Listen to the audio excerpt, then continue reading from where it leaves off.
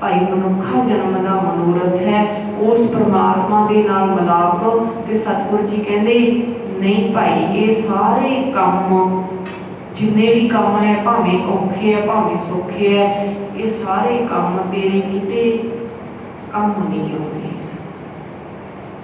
इनू की कह दिता अवर काज तेरे किते ना काम। अवर काज भाव होर काम करने भी वर्त रख के परमात्मा नूं खुश करना, धूणियां ताप के परमात्मा नूं खुश करना, जां पुट्ठे लटक के होर तपस्या नंगे पैरी हर मस्या पुण्या नंगे पैरी तुर के जाना जां इदां कोई इदां दे कर्म करने। भाव ये अवर काज है कि अवर काज तेरा कितै ना काम मिल साध संगत भज केवल नाम।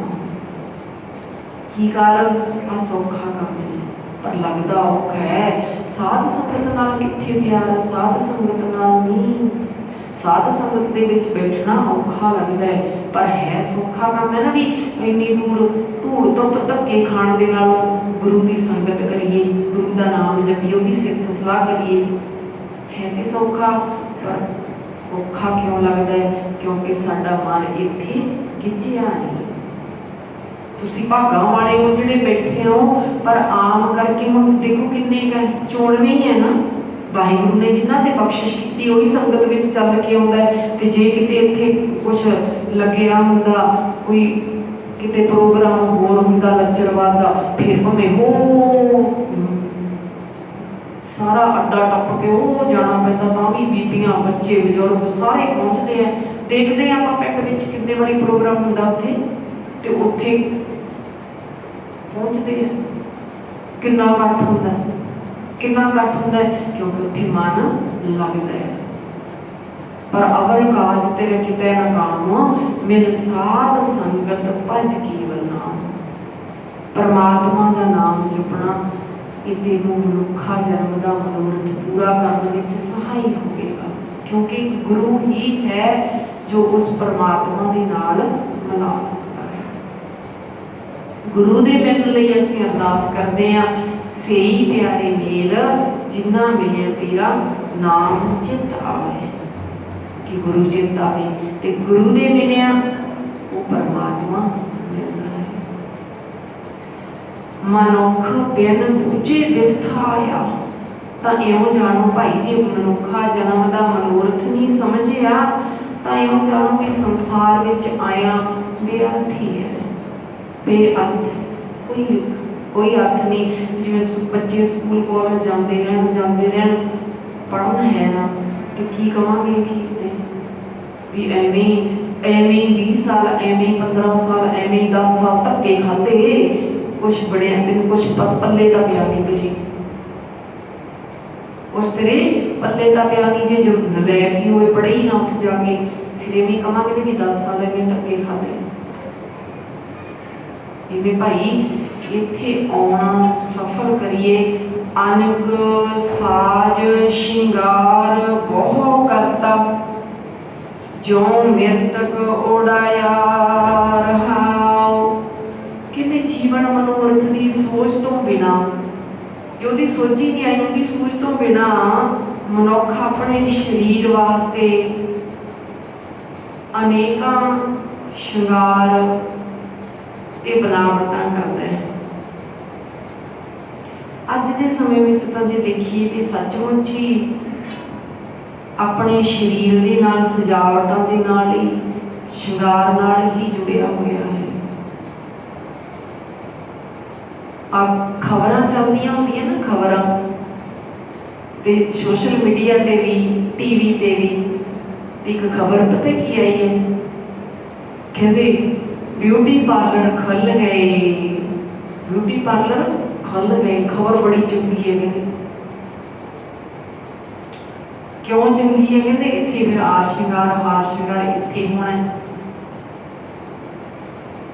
पर सतगुरु जी कहते बिना जीवन मनोरथ की सोच तो बिना जिवें मुर्दा नहीं होंदा लाश मृतक क्या ना मृतक मुर्दा लाश ते लाश नूं कोई श्रृंगार करी जाए चाहे उत्ते कोई चंदन चढ़ा दे। गुरु साहब ने कहा मृतक को रखो, कोई चंदन चढ़ावे भावें तां नहीं कोई फर्क पैंदा, जे उन्होंने विस्टा दे विच रला दिता तां नहीं कोई फर्क पैंदा, भाव उन्होंने की फर्क पैना है।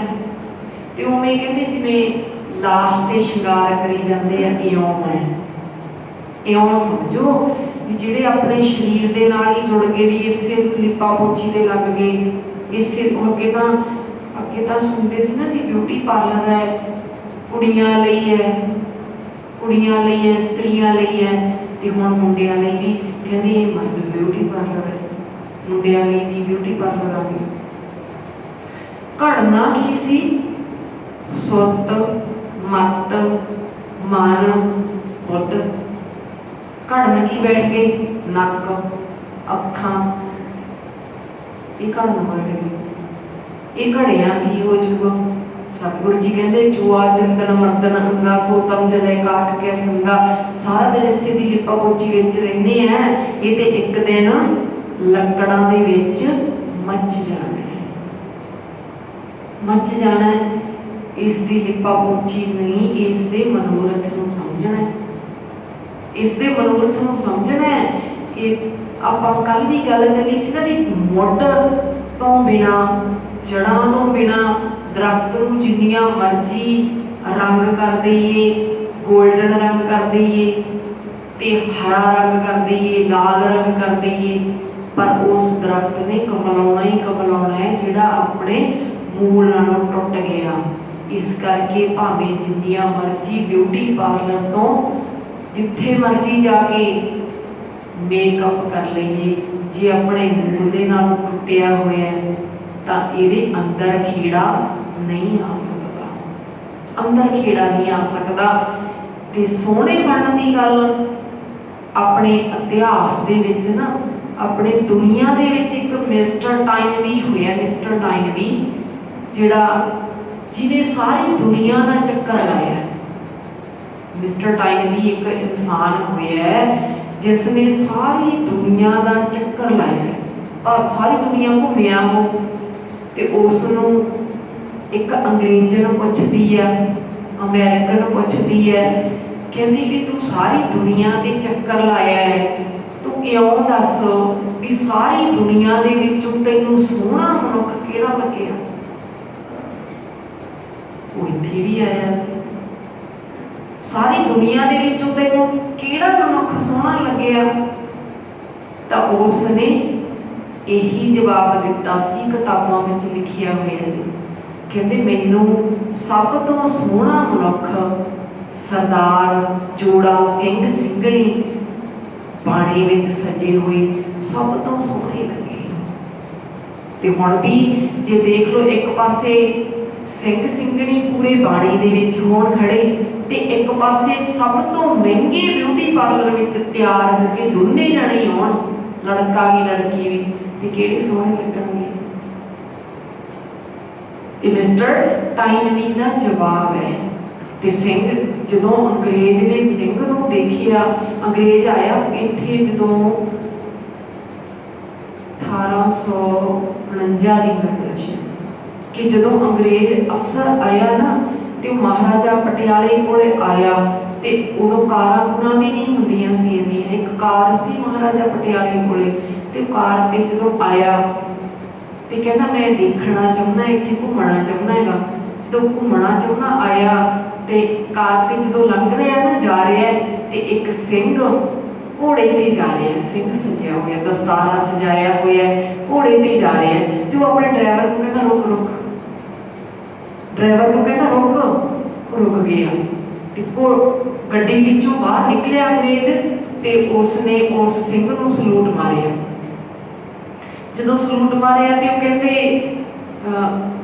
नाल जिहड़ा पुछदा उहनूं भी नाल ट्रांसलेशन ते रखिया होया सी ना कि कौन किवें है, तो कहता कि तू इसनूं सलूट क्यों मारिया? कहता यह लगता है कि इत्थों दा राजा है, इत्थों दा राजा है तां सलूट मारिया। वो नाल दा कहता नहीं ये राजा नहीं, राजा नहीं हैगा ये इत्थों दा। ते फिर सलूट मारिया, कहता तू फिर सलूट मारिया, कहता राजा नहीं फिर होर महाराजा होगा। कहना नहीं, ये जो उन्हें दसिया ना उसनों भी यही गुरु का सिंह है, तो उन्हें एक सलूट होर मारिया कि ये गुरु का सिंह, ये तो फिर अकाल पुरख की फौज है, अकाल पुरख की फौज। पर सिंघां दा दी परसनैलिटी, दस्तार, ये जिहड़ी दस्तार की अहमियत पुरातन सिखां दे विच सी ना, वो असीं अपने बच्चियां नूं नहीं दे सके, अपने बच्चों को दस नहीं सके भी ये सिंघां दी दस्तार की जिहड़ी परसनैलिटी है ना, इहदियां धुम्मां जिहड़ियां पूरे संसार दे विच, पूरे वर्ल्ड दे विच पईयां होईयां कि संसार ने इसकी अहमियत नूं समझिया फिर, पर असीं अपने बच्चों तक नहीं अगे पहुँचा सके। साडे बच्चे अज टोपी नूं पहन दे रहे हैं, दस्तार को भुलते जा रहे हैं। एक होर जिक्र आउंदा है कि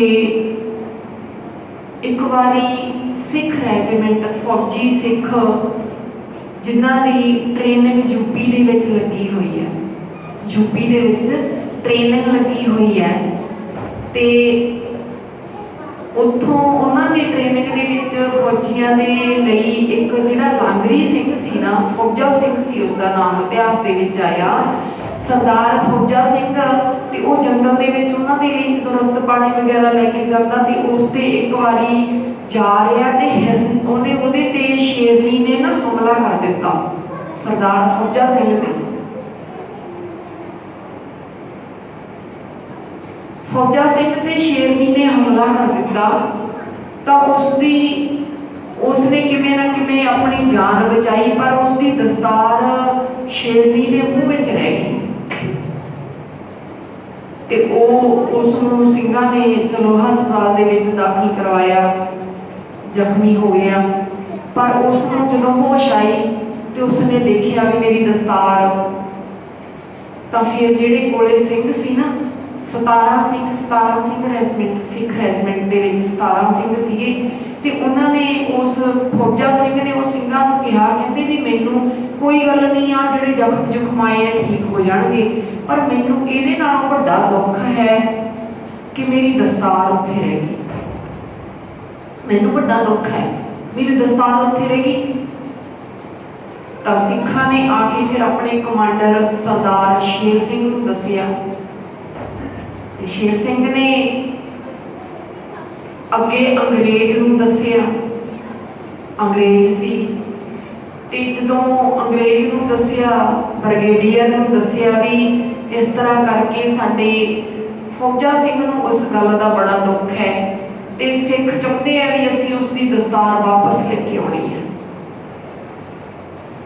जदों इदां कहा तां ओह जिहड़ा ब्रिगेडियर सी उसने एक शर्त रखी, कहता एक शर्त है, जे तुसी लैके आने चाहते हैं ना दस्तार तो ले आओ, पर मेरी एक शर्त है। किहड़ी शर्त है? कहते तुसी बंदूक दे विचों गोली नहीं चलाउणी, गोली नाल शेरनी का शिकार नहीं करना, गोली नाल शेरनी का शिकार नहीं करना। जिहड़ी बंदूक के मूहरे एक बेंट लगी होंदी है, चाकू की तरह होंदी, जिन्होंने बेंट कहा जाता है, कहते तुसी इस दे नाल उसका शिकार कर सकते हो, ले आओ दस्तार। इजाजत दे दी ब्रिगेडियर ने, ते कमांडर शेर सिंह ने आके सिख फौजियां नूं दसिया भी आपां नूं इजाजत तो मिल गई है, पर नाल दी नाल ब्रिगेडियर ने हुक्म कीता भी बंदूक दे विचों गोली नहीं चलनी चाहिए।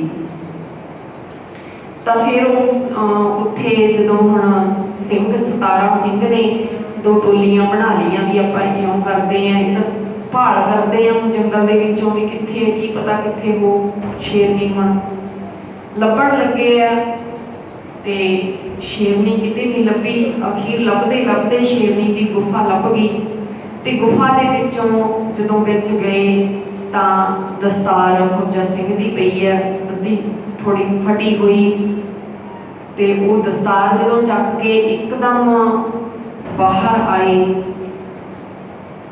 जदों बाहर निकले तो एकदम शेरनी आई तो हमला कर दिता। सिंघां ने हमला कर दिता। पहला तो थोड़ी भी क्योंकि एकदम हमला होया तो थोड़ा इधर उधर होए तो फिर उन्होंने विचों एक सरदार सी जिसका नाम इतिहास के विच सरदार सुच्चा सिंह आउंदा है। तो सुच्चा सिंह ने ऐसी पोजीशन लई गोडियां पर ने बैठ के ऐसी पोजीशन लई कि वो बेल्ट भी जिवें शेरनी हमला करूगी तो बेल्ट सीधी वो खुब जाए अंदर। उसने ऐसी पोजीशन के विच बैठा तो शेरनी ने भी उस पर जो एकदम हमला किया तो वो बेल्ट वो चाकू शेरनी के अंदर धस गया तो शेरनी पिछे ही गस खा के डिग पई। शेरनी ते एकदम गोली की आवाज़ आई, गोली भी चल गई। गोली भी चल गई तो सारे सिंह जदों शेरनी मरी पई है सारे सिंह इकट्ठे होके सरदार सुच्चा सिंह नूं बधाइयां देण लगे भी शेरनी का शिकार बिना गोली चलाई हो गया। तो बधाइयां अपना शेरनी का शिकार भी कर लिया, दस्तार भी ले ली। तो वो कहता बधाइयां तो ठीक है पर गोली किहने चलाई? आपां नूं तां हुक्म नहीं सी गोली चलाउण दा, गोली कित्थों आई, किहने चलाई? फिर जदों सिंघां ने पड़ताल की भी गोली किहने चलाई तो वो ब्रिगेडियर अंग्रेज जिहड़ा कहता सी भी गोली नहीं चलाउणी तो वो उपर इन्हां दी बनी होंदी जगह उपर तो वो उपर बैठा सी, उपर बैठा देख रहा सी अपने साथी दे नाल। ते जदों एकदम शेरनी ने हमला किया सुच्चा सिंह ते उदों वो उत्थे बैठा ही कंब गया, ऊपर बैठा दूर बैठा कंब गया। उहदे हथों बंदूक छुट गई, थल्ले डिग गई, थल्ले डिगदी दी गोली चल गई। ते वो सिंघां ने इस बहादुरी ते अश अश कर उठिया। अंग्रेज सिंघां अज तक वो कहानियां वो साखियां अपने इतिहास विच दसदे अगे जाके ते उन्हां दे अगे सिंह सजे हुए हैं, अंग्रेज भी सिंह सजे हुए हैं। पर असीं अपने बच्चों तक ये दस्तार की महानता दस नहीं सकते कितना प्यार है। सरदार फौजा सिंह की दस्तार 17 सिख फौजियां ने शेरनी ते हमला करके शेरनी नूं मार के बिना गोली चलाए मार के दस्तार लैके आती। तो फिर सरदार फौजा सिंह कहते मैनूं हुण दुख घट, हुण मेरा दुख घटिया, हुण मैं ठीक है। नहीं मैनूं शरीर नालों दुख दस्तार का ज़्यादा सी।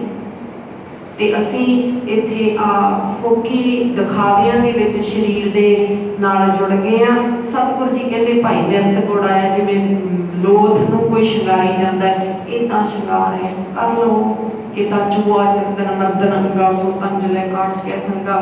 ये तो एक दिन मच जाना लकड़ा दे विच, ये तो एक दिन लकड़ा विच मच जाना है। ताए ताए किरपण श्रम कीनो अकतर करी है माया।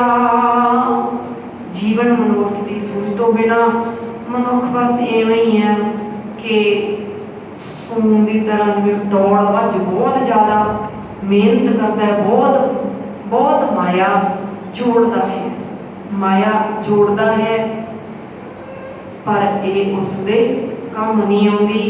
दान पुण्य नहीं संतन सेवा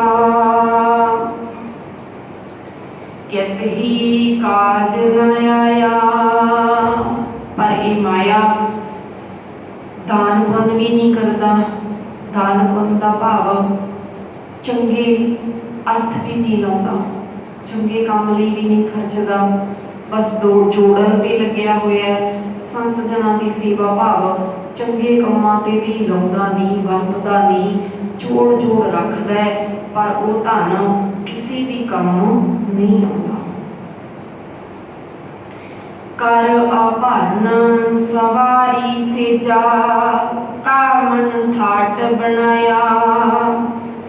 संग न पायो अपने भरते पेख पेख दुख पाया। फिर उस स्त्री की उदाहरण दे दी। वैसे आत्मा की आत्मिक जी आत्मा इस्त्री है उसकी उदाहरण है भी होर आर श्रृंगार करी जाते। आर श्रृंगार का भाव आर श्रृंगार की है भी होर कर्म कांड जिन्हें आप पहला काम गिने दोबारा दोबारा ना गिनीए भी वो काम होर करी जाते हैं करी जाती है पर उस पति नूं नहीं जपदी उस परमात्मा नूं चेते नहीं कीते। ये गहने बना ले भी आ मैं इन्ने वर्त रखे है फिर इन्ने इन्ने कर्म कीते है इन्ने थाई आ कीता इन्ने थाई आ पूजा चढ़ाया कीता बस वो कर्म करी जाती है। इस तरह जिवें कोई स्त्री है अपने गहने पाउंदी है श्रृंगार करती है सुंदरता के आडंबर करती है पर उसनूं अपने पति का मिलाप हासिल नहीं होंदा। फिर वो उन्हां गहणियां नूं वेख वेख के दुखी होंदी है वेख वेख के वो गहने भी फिर दुख का साधन बनते हैं दुखी होंदी है। इस तरह ये जीव आत्मा इहदा गहना किहड़ा है परमात्मा का नाम ते होर गहणियां नूं पाउण विच लगी हुई है भाई। परमात्मा का नाम असल गहना है जे उस पति नूं मिलना है तो ओदा गहना परमात्मा का नाम है। सारो दिन मजूरी करता तो संदेशराया नामहीन मनुख जिन्हों अपने जीवन मनोरथ की सोची नहीं आई वो तो इं ही है जिमें कोई सारा दिन मजूरी करता रहे की करता रहे मजूरी भी छिलड़ी कुटी जाए छिलड़ी एक तो बल्लियां कुटनियां होंदियां बल्लियां उन्होंने विचों निकलती है दाने मेहनत पल्ले पै जाती है। जे कोई कला वो पराली में कुटी जाए कली पराली में छिलड़ी कुटी जाए कली और कुछ भी नहीं पल्ले पैंदा बस वो सारा दिन इं ही समझो भी बाकी कुछ करना भी इं ही है भी छिलड़ कुटना कुछ हाथ पल्ले नहीं आना। खेद भयो बेगारी न्याई घर के काम न आया जान से बेगारी होंदा बेगारी जिहड़ा कहती बिना पैसिਆਂ तो काम करने वाला बेगार आप कहने भी मैं की करा तेरी बगार है कि तो कुछ मिलना तो है नहीं मत्था मारी चलो मिलना कुछ नहीं मत्था वध मारना पैंदा है। इवें बगारी नूं बगार विच निरा कष्ट ही सहना पैंदा है ते मजूर की मजूरी जां बेगारी इदा कह लो भी उन्होंने आप दे पल्ले आप दे काम कुछ नहीं आता सारा दिन मत्था मारते पल्ले कुछ नहीं पैंदा। जिन्ने मर्जी दुनिया के कर्म कांड ले लीए जिंद का कुछ नहीं सबरना सोची आनी नहीं भी मनुखा जन्म क्यों मिले नाम तो बिना बाकी सब बेगार है। बेगार का भाव समझिए ना कि बस कुछ पल्ले रा पैना सारा दिन मत्था मारना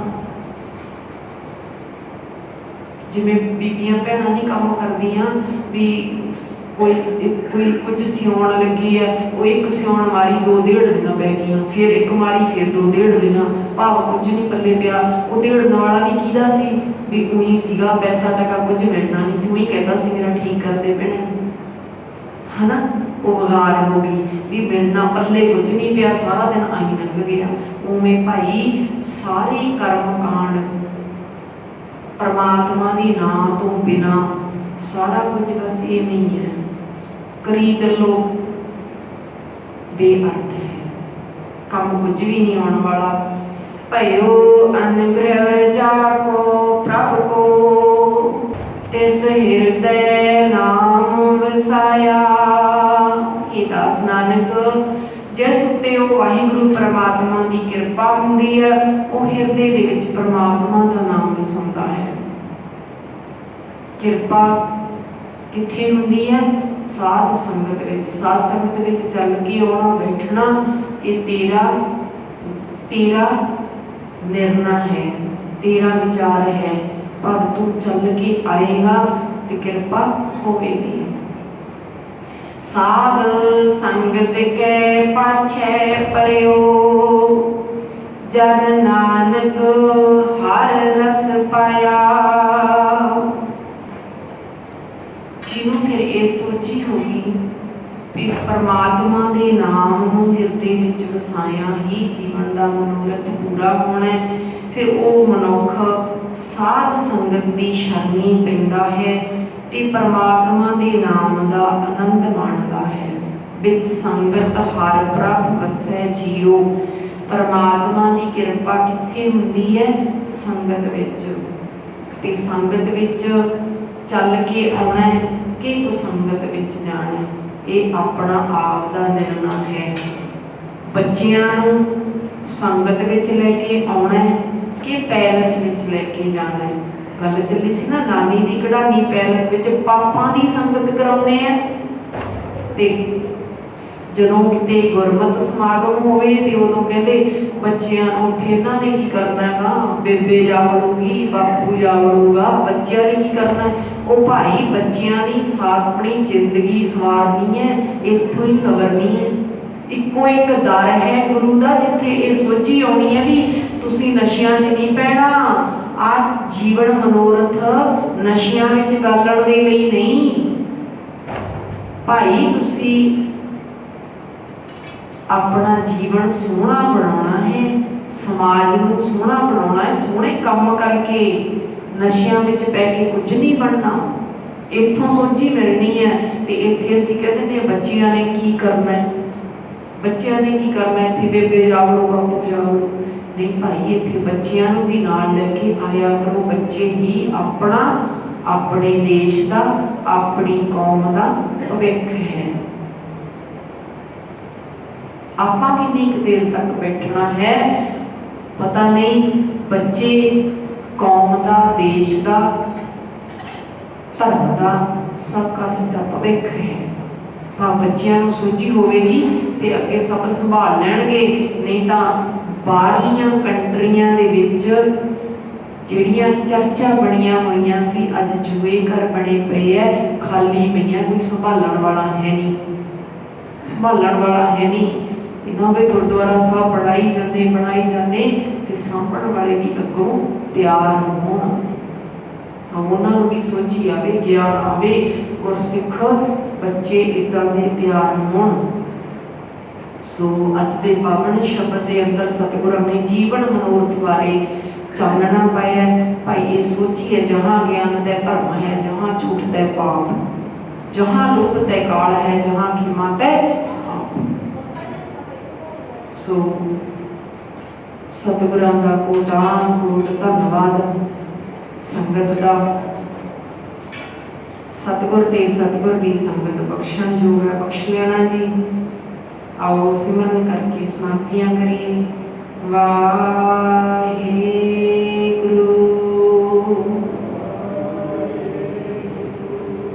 वाहे